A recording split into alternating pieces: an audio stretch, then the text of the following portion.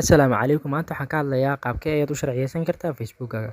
Facebook-gaaga see ugu xiri kartaa passport-ka aad haysatid ama ID nation-ka aad haysatid ama school card-ka aad leedahay amaba driver license-ka aad leedahay.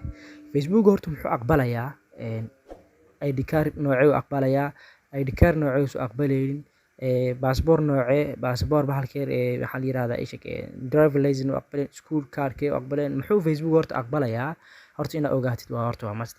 Facebook-gaaga wuxuu aqbali karaa waxyaalahan ayuu aqbali karaa oo kuwan oo ah ID government. Markii laga hadlayo government IDs waxaa ka mid ah warqadda dhalashada, driver license-ka, passport-ka, warqadda guurka, waxyaalahan wixii la mid ah ID-ga oo kaleeta ka mid ah green card-ka, kaarkan kaarka codeynta ka mid ah, kaarkan warqadan oo certificate-kan oo family-ga, visa-ha ka mid ah, adigu waxyaalahan badan ayuu aqbali karaa oo kuwaas oo ah kuwa dawli ah. Kuwan dawliga ahayn iyaguna waxaa ka mid ah bank statement-ka ka mid ah, check ba ka mid ah, credit card-ka ka mid ah, waxaa kaloo ka mid ah haddii aan wada way badan yihiin school ID card-ka laga bixiyaa ka mid ah, school record-ka ka mid ah, dibloomada, waxyaalahan dhan ayaa waxaa la yiraahdaa non government. Waxyaalaha aan government-ga ahayn dawladdu qusaynin laakiin uu aqbalaya Facebook ayaa jirta. Kuwan ayaa ka mid ah iyaga ku aqbalaya kuwan haddaa haysatid must maaha inaad passport haysatid ama inaad haysatid ID ama inaad haysatid driver license ama waxyaalahan kale oo dawladdu ay leedahay bixiso. Sharciyadan kale caadiga dawladdu leedahay. Marka ani sharciyadan aan soo xusay ayaad ku xiran kartaa mid ka mid ah Facebook. Hadda ani waxaan haystaa passport-kayga rabaa inaan Facebook-gayga ku xiro. Okay, waxaan tegayaa Facebook-gayga ayaan soo Facebook-gaaga markaad soo furtid kadib saddexdaas dhibcood ayaad tegaysaa halkaas saddexdaas alif ee xagga ku yaal ayaad tegaysaa.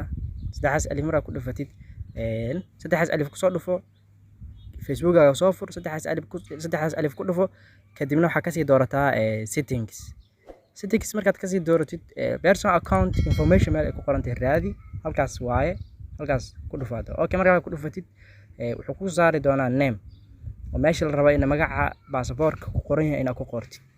Okay, name markaad dooratid waxaa kasii dooranaysaa meel ay ku qoran tahay learn more ayaa raadsanaysaa. Halkee learn more ku taala? Halkaas waaye, halkaas learn more ayaa ku taala inii calaamadiyay.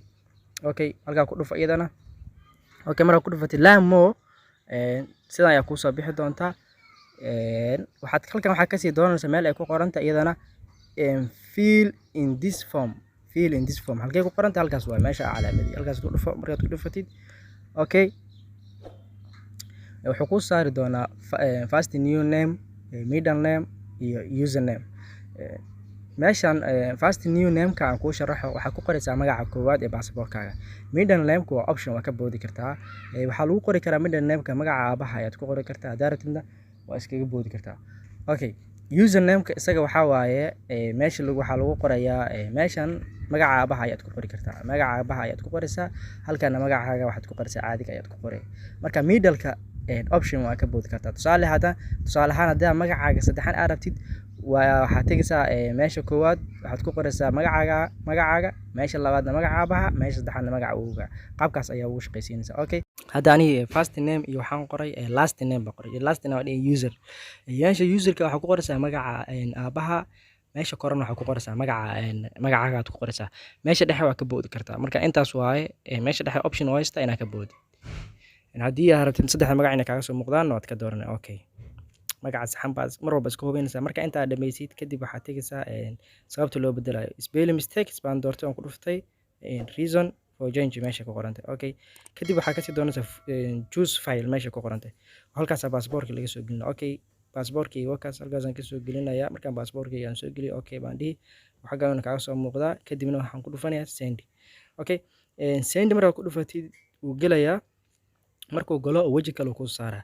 Wejigaas hadduu kuu soo saaro oo aragtid waa ku guuleysatay mar labaad, mar koowaad iyo mar saddexaad dhammaanba waxaan ku leeyahay hambalyo, waxaad ku xirtay Facebook-gaaga sharciga aad haysatay. Sharciga noocuu yahay markuu qaabkan kuu soo baxo waa ku guuleysatay. Okay, fadlan haddaan ugu cusub tahay channel-keena aad ku cusub tahay like iyo share hanala ilaawin, asxaabtaada gaadsii. Aad iyo aad baa u mahadsan tahay.